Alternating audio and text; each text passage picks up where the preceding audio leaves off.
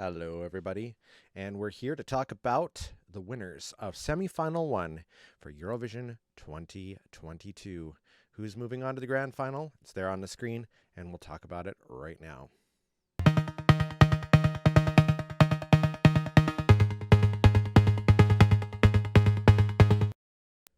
Konnichiwa minaboku wa Jeremy das yoroshiku onegai shimasu, and welcome back to another Eurovision reaction video from moi. And you may recall yesterday, at the time of the recording for this, it was yesterday, I did a video about the semifinals, so semifinal 1 and semifinal 2, my predictions on who would make it into the grand final, based mainly on my personal choice, the songs, and seeing the little bits and pieces that we saw from the rehearsals. Wee Blogs was very, very good for posting a bunch of stuff, and I followed them, so I kind of just keeping an eye on that too, and the like. So today it was semifinal 1. I got to watch it. I just finished watching it, actually, and they also showed glimpses of Huden and Brividi, so France and Italy's songs, because they get an automatic qualifier into the grand final because they are from the big 5 countries, and they put the most money into it, so they don't have to worry about the semifinals and stuff like that. But that was interesting. I will see what happens with that. Maybe we'll talk about it a little bit later. But let's discuss the semifinal. So I ended up being right about 6 of my 10 choices to move on. I'm shocked about one of them more than the others. I'm actually shocked that I'm shocked about 3 things specifically. So 2 that didn't make it in and 1 that did. So I'll mention those as we go along. So as you can see on the screen, we've got Switzerland, Armenia, Iceland, Lithuania, Portugal, Norway, Greece, Ukraine, Moldova, and the Netherlands made it through to the grand final. Albania. What happened? This is almost another situation similar to my feelings for Blas Canto last year and why he didn't make it into, like, he was in the grand final, obviously being from Spain, but getting 0 points there. I don't know what the points were for Albania. I don't think they've released them yet. At least I'm not aware of them at this point, but Albania didn't make it into the grand final. Justice for Ranella is trending on Twitter and everywhere, actually. The performance was amazing. It was a great start to the contest, and I mean, I can kind of, some of the vocals were a little bit breathy. I mean, she's dancing, though. It wasn't anything like terrible, but at the same time, there were a lot of superb performances out there. And I mean, when it comes down to it, I guess some people, actually, this was a comment somebody had written in one of the things that I was reading earlier, that some people, it's their first time hearing the songs. And if that's the case, you know, if all they have to go off of is the live performance, that's the major key right there. But Albania's song was amazing. It was number 5 in my choices altogether, like of my top 7. And I'm sad that she didn't make it in. Albania didn't make it in last year either. I think some people feel that there's some kind of weird conspiracy against Albania. I mean, I don't know. It's neither here nor there. I thought she did amazing. I would have put Albania through myself, but I don't know. That's one I'm shocked. I really am. Latvia didn't make it through. I didn't think they were going to make it through. It was a quirky song. They performed it super well. Like, the guys had so much energy on stage. I love that green suit as well. Cities Any, you know. Latvia, this is their 2nd year in a row kind of doing a off the cuff song, I guess we'll call it. Just double checking here. Yes, Eat Your Salad. The premise is great. I mean, it talks about being green and things that need to be discussed. It's a current event sort of song, and they presented it in a great way. But I was talking to a friend of mine earlier about this because he loved that song. And it's at its core a disco style song. And much like the uh, gospel style songs in the past, which is why I'm worried about Malta this year, to be perfectly honest, um, the disco songs don't seem to do fantastically from what I've seen. So I'm not super surprised that Latvia did not qualify for the grand final, despite the fact that those boys did amazing work on stage.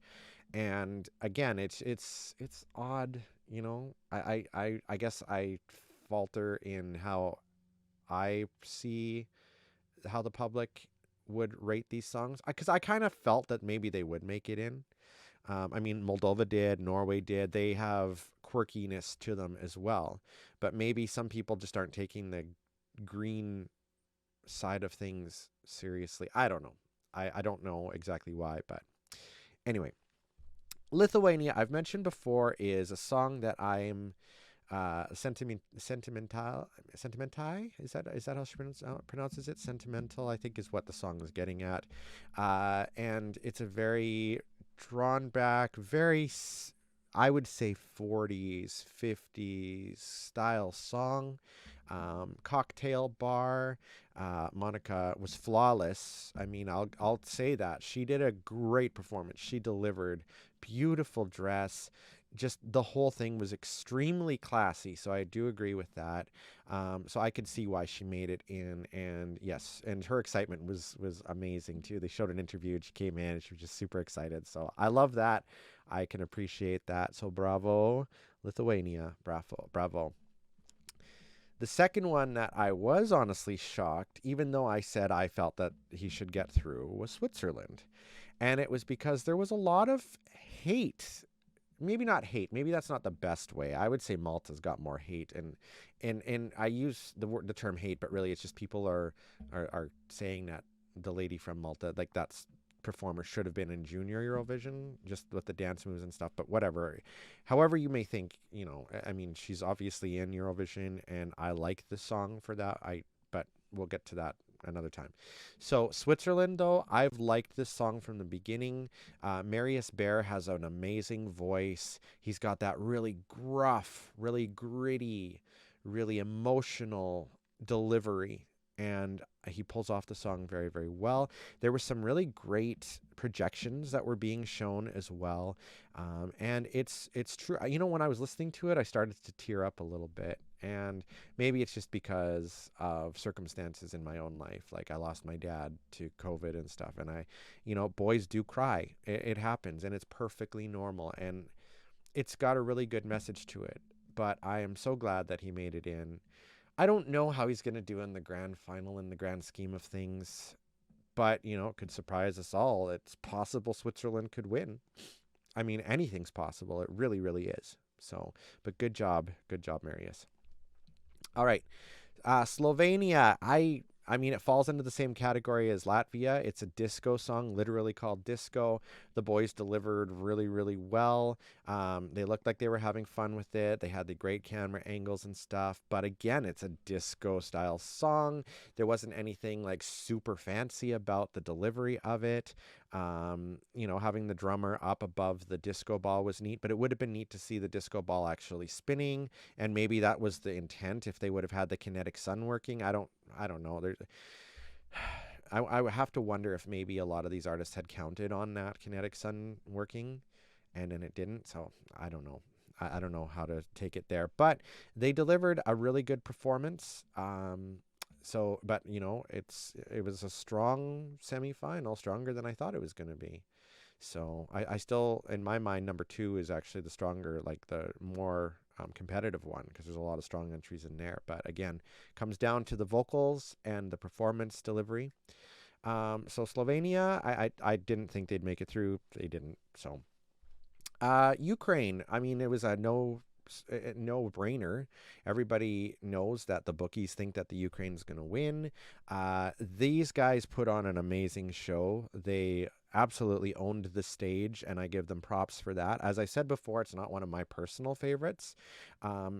But it does incorporate a lot of unique stuff to it. It's got the folk side of things. It's got rap to it. It's got a lot of energy. The guys were all over the stage, and that's something I look for when I'm running like idol contests or just in general watching other performers, is that energy and just enjoying yourself and really using the stage. And these guys didn't disappoint at all. They were definitely a very, very, probably the second best performers in my opinion, for this run. So kudos to Ukraine. They got a standing ovation. So maybe the song is actually super super popular, and that's great because that's what the spirit of the contest is about, not in having a lot of politicized stuff in there. I mean, they say that, but of course we know that there's all sorts of political stuff in there.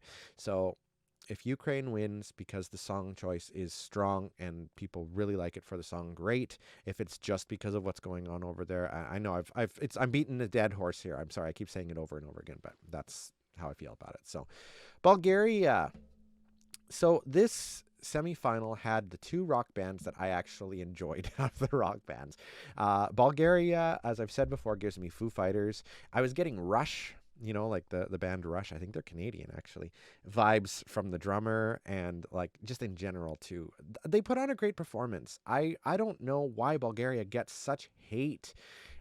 I don't understand it. Like, it was a great song. I enjoyed it. It was fun. They had great camera angles. They used the stage really, really well. But this is showing, I think, anyway, backing kind of what I was talking about before, where it seems like whatever the song was that won, whatever style the song was the year before, isn't necessarily going to be the winner for the next year. In fact, usually if you look at previous years, it isn't. So now the two rock bands are not, or well, these two aren't in the grand final. So, I mean, it could just mean that they're considered the weaker one. I don't know. But something there, right? So when the countries think about things for the next year and they're like, hey, a rock song won this year, let's do a rock song for next year. I don't get that. So maybe this is an early indicator of how things are going to go. I mean, will we see a similar thing in round two? Who knows? We'll have to wait until Thursday to see that. Netherlands, great performance, very emotional. S10, towards the end, I couldn't quite tell if she was just putting on that emotion or if she actually was feeling it. I think she was actually feeling it, and that adds so much more validity and more realness to the performance. And I love that. I can appreciate that. She looked like she was going to burst into tears, but like on an emotional level in terms of sadness, but also like excitement. And when you're on stage and you perform a song and you don't know whether you're going to make it on to the next round or not, there's that finality kind of feel of it, and you've been working up towards that moment, so emotions can be high no matter what. Beautiful song, absolutely stunning. I figured the Netherlands would make it in. Awesome job. I mean, she's probably going to have a very high finish in the grand final as well. Moldova was the best performance of the night, in my opinion. I loved it. I love these guys. I've been saying they give me Rednecks vibes because it's like, in my mind, it's been like a country techno-y song, but really it's polka at its heart, at its core. And it just dawned on me. I know it's stupid. It just dawned on me now. Like when I was watching it, I'm like, this is a polka. Awesome. How many other polkas are there this year? There aren't.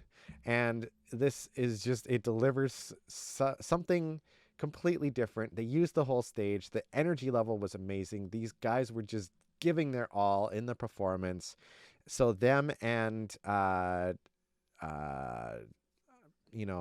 else did I say? Slovenia did such great energy and performance. In Bulgaria too. Like, these bands are working that stage amazingly, and Maneskin did that last year. So even though Moldova's not a rock band, I'm so happy they made it in. I'm so happy that we have them in the grand final, because really the weirdness, the oddities, the out there stuff is at the heart of Eurovision just as much as the rest of the music. And I can appreciate this. I've loved this entry from the moment I heard it. It's fun. I would love to hear a full English version of it if that's even possible. But beautifully done, boys. Beautifully done. And this is their third time in the contest, I believe. So good job. All right, Portugal made it in as well. This one I was okay with, honestly. It was when I mean they had to follow Moldova though. So what I've always been told as a performer when I'm doing my songs and stuff like that is to not change, like, how do I put this? So you've built up a certain energy level, and what we've seen, we had Ukraine and then Bulgaria and then we had Netherlands. So it brings it right down. Then you have Moldova elevated again, and then you have Portugal. Just in terms of like the energy level, in terms of the power of the song, the speed of the song. But when I say power of the song, Portugal had power. You had the ladies all in a circle, which they were centered as well. They weren't on the main stage in the back behind the water fountain, which belongs to me, by the way. They don't realize it yet. But the middle of the stage, like the arena, pretty much right in front of the green rooms. That was awesome. Very, very nice and well thought out there. Having the performers have their backs to the audience, though, that was where I was kind of like, because you don't want to have your back to the audience that much. But at the same time, it's like customer service. You're not supposed to have your back to the customers, right? You're supposed to always be front facing in case they need to get your attention. You want to present yourself that way. But it worked for Portugal, and they're moving on to the grand final. So congratulations, Portugal. Croatia was one of my choices to make it into the grand final. The song is cute, guilty pleasure. Her dress was adorable. I loved that ruffle, like the odd ruffles to it. I thought she stood out very, very well. They had her and another lady and then two guys on there, and they all interacted with each other. She played the guitar well. It was just a very pared down performance. It elevated a little bit from Portugal, but like with the energy level and stuff. And I've always thought it was a cute song, but I was worried it wasn't going to make it past the first semifinal. I think I've said that since the beginning, but I love this song. It's cute. And so I'm sorry, Croatia, but maybe next year. But I still love that song. It's really, really cute. Austria, no, sorry, Denmark. I'm forgetting Denmark.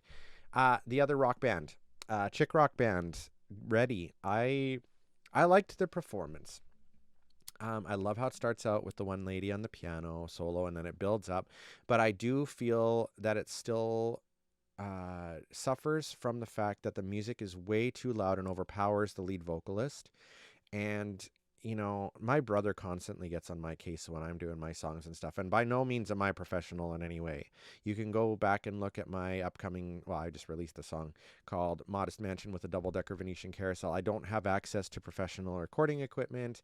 I did get a new microphone, though. It's a Shure microphone, and I love it. It makes it sound better. But I tend to lean towards making the vocals louder than the music, just a titch. And my brother says that Lady Gaga's really bad for that. Like, you can't hear the music, you could just hear her voice. But I mean, listen to her new song. I mean, beautiful, beautiful new song for Top Gun too. Hold My Hand. It's like perfect levels. I love it. But sometimes when you have the music too loud to hear the vocals and stuff, that's where a lot of rock songs tend to falter. Bulgaria was the perfect sound level. Denmark's was a little bit, it was hard to hear the main vocalist. They interacted well. They had great energy. There was all the pyrotechnics and that you would expect. I really enjoyed their performance. They did not make it in. I really had hoped that they would, because it was my favorite of all of the rock bands. But again, the second of the two rock band, the second of the two that we had for this semifinal, and neither one made it in. So could be the curve and how we're kind of looking at things this year. So we might not have a rock entry in the grand final. Are any of the big five a rock entry now that I say this? I don't think so. France, Germany, Spain. No. Okay. So yeah, I mean, even the big five didn't do it. So, okay, moving right along. Austria. This is the one that really blew me away. And now I did study myself as like, okay, it's got Lumix. Lumix is probably arguably the most recognizable name of all of the bands, but I mean, recognizability doesn't mean anything. We saw that last year with Florida from San Marino's entry with Senhit. And I love Senhit, by the way. Queen Senhit. Love her energy. I'm so glad that she and Kano are there doing the performances and stuff too. Not in Eurovision, but like in the parties and stuff like that. So brava. Um, I wish Senhit would have been one of the hosts, but hey, the hosts are doing a pretty good job. So kudos to them. Uh, this song, everybody has said over and over and over and over and over again, fantastic on the studio version, amazing. But the worry there was this style of song is tough to deliver live. And everybody was worried about the vocals live. And I think that's why Lumix jumped in and was like hyping up the crowd like a DJ would. But Pia Maria's live vocals were just all over the place, and I'm so sad about that. This is the same thing that happened last year with my other favorite, which was Maps by Leslie Roy. I mean, mind you, she was all over the place, like literally walking and moving around and constantly and stuff, and had a really elaborate setup. This setup wasn't super elaborate. Like they had that thing around them. I don't know. I think it was a light stand. I don't know what you call it, but I mean it fit, but it also kind of kept them in one place on the stage, so it was like a jail cell almost. But they were trying their best to get the crowd hyped, especially Lumix. But Pia Maria, am I saying her name right? I hope so. Pia Maria, yeah. And I love Halo. I love this song. This was tied with Albania for my number 5 spot actually, and neither of them made it in. But whereas Albania, I'm still scratching my head as to why she didn't make it in. I can understand why Austria didn't. It still saddens me, but I understand. Iceland was a surprise a little bit, but not super. Like the girls did very very well. It was a well laid out stage. They perform well together. They're sisters, so that you can sense their closeness there, and it's a nice mild song. Again, it comes after such like a fast paced, high energy song like Halo, but it was well done. And maybe in this instance, having the constant up down up down up down and changing the flow of the songs and the performances, I think that it actually helped in the long run. So kudos to them. It's a nice song. I don't think it's going to be top 10 in the grand final myself, but you know what? They've made it to the grand final. This is awesome. It would be interesting to see if Iceland won. Who knows? Greece. Greece also made it into the grand final. This song was, I mean, in my mind, it's okay. It's an okay song. She performed it pretty well. The staging was interesting. They had all those, I think they were broken chairs. And then, like, when they did the top looking down, it wasn't too dissimilar from last year's Greek entry with Last Dance. I mean, in the sense that it was pared down in terms of the overall effects that they did, but there was still some neat effects there from the top down. You saw the stuff like the shadow swirling and coming out from the chairs. It was well done. Her vocals were pretty good, and she delivered a solid performance. So Greece made it in. Great. I have no qualms about it. Good for them. Norway, I figured that they would make it in. There was no way they weren't going to make it in. Just like Moldova's entry, they are a great band. They exude fun, and the guys playing Keith and Jim, the Wolves, are in character. They're showing like the showing off style. They're a little all over the place in terms of like the attitudes, like kind of a diva style attitude in a sense, but at the same time, they're there to have fun. The dances were perfect. One thing that I did find a bit strange was there was a weird backing vocal, it sounded like, when the guys were singing, and I'm not sure what that was inserted for. I don't recall it being on the studio version. It kind of was odd to me, an odd choice, but hey, I mean, still they pulled it off really, really well. And I'm excited to see them in the grand final. I want to learn that dance, and sometimes having a dance in there is super great. And this is the second. No, I almost said second year Moldova did a dance. It's not. Sugar last year by Natalia Gordienko. They had that dance, and it was fun to learn that one. And so Norway's got it this year, and I'm excited to try to learn that and maybe do some performances with that. And finally, Armenia, there was a small little tiny hiccup, blink and you miss it sort of hiccup, didn't bother the young lady that was performing. Her name is Rosalind, and the song is Snap. Welcome back, Armenia. She went to pull down the paper from the wall, and it's supposed to all come down, but it didn't quite do it right away. But then at the last moment, it worked, and it didn't set her back or anything. She didn't even blink, honestly. Now, the interesting thing about this one that I didn't realize until she pulled that off there was it was a setup similar to what Ireland did last year. So that was quite a gamble in a sense. Now, Ireland's was... You didn't see Leslie until the very end, just like you don't see Rosalind until the very end here, except via camera. So I don't know if they were projecting it on the screens live, but, we at home could watch it. But her set was much more open, so she wasn't like rushing from place to place, whereas Leslie was like trying to get to certain spots and little boxes and things like that. But it worked out really, really well, and I'm sure they'll fine tune it and fix that little thing for the grand final performance. And the song is cute, and in the music video they kind of have the up theme, like the house floating and all that stuff. And in this one, she has paper all over the place, and she's like casually pulling papers down, and there's like messages and stuff. And if you didn't pick up on it, the heart is kind of in the shape of the Eurovision heart, so it was a nice little message there too. So Switzerland, Armenia, Iceland, Lithuania, Portugal, Norway, Greece, Ukraine, Moldova, and Netherlands. Moving on. Solid entries, I would say. The performances were really good. And now we'll see what happens in semi-final 2. So one thing, when I was watching the quick videos that they did for France and for Italy, Mahmoud wasn't... I wouldn't say he was fully on tune, at least it didn't sound like it, but doing live things like that can be tough. When him and Blanco started singing together, though, they were beautiful. It was awesome, and I'm sure they're going to deliver really well live when they do it on Saturday.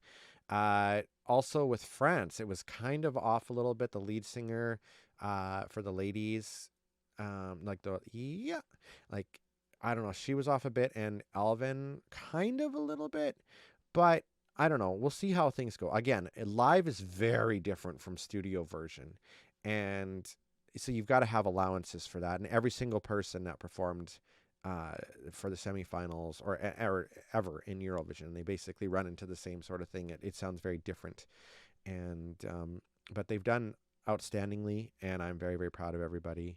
It's very exciting. And you know what else is exciting is the fact that Canada apparently is getting Eurovision Canada next year as a qualifier for us to potentially be invited, like Australia and Israel, to take part in Eurovision 2023 or 2024. I'm not sure. I think it's 2023. It would make sense that it would be our qualifier. And yeah, so. And also the American Song Contest, which is sort of affiliated with Eurovision, but not.